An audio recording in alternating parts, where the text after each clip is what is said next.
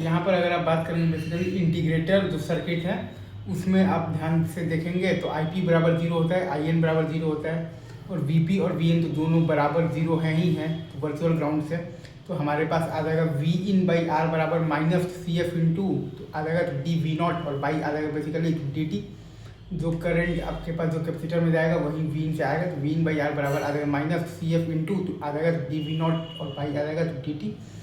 तो V0 बराबर हमारे पास आ जाएगा -1/RCF into integral of the Vin into आ जाएगा बेसिकली तो क्या आ जाएगा तो dt। तो गेन अगर आप यहाँ पर ध्यान देंगे तो 1/ωR इंटू आ जाएगा तो CF, जिसको कि गेन को हम लोग चाहें तो लिख सकते हैं 1/2πF into R into CF। और गेन हमारे पास बेसिकली हम चाहें तो एक तरीका और भी लिख सकते हैं XC/R और XC है 1/ω टाइम्स CF मतलब कि 1/2πF इंटू आ जाएगा CF।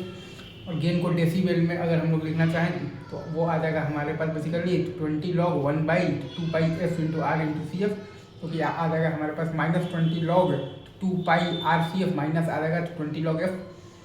तो अगर हमें निकालना है बेसिकली FL मतलब कि गेन का एकदम लिमिटिंग वैल्यू आ जाएगा RF/R, क्योंकि जब ओमेगा जब कम आपका हो जाएगा तो ये CF बेसिकली वाला जो टर्म है 1/ω टाइम जो CF है वो आ जाएगा आपके पास बेसिकली इन्फिनाइट, तो -RF/R। तो RF/R जब बराबर जब करेंगे हम लोग 1/2π into FL into RC into F के, तो वहाँ से हमारे पास बेसिकली FL का वैल्यू आ जाएगा 1/2πRF इंटू CF। FL का वैल्यू आ जाएगा 1/2πRF इंटू आ जाएगा बेसिकली CF।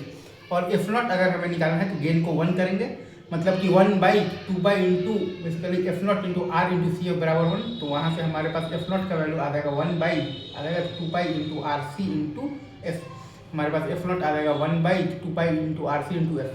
और FS जो है जो सोर्स का फ्रिक्वेंसी है वो हमारे पास बेसिकली 10 टाइम्स FL से बड़ा या फिर उसके बराबर आना चाहिए। और ये यहाँ पर ग्राफ बना दिया है FL F0 RF/R कैसे है।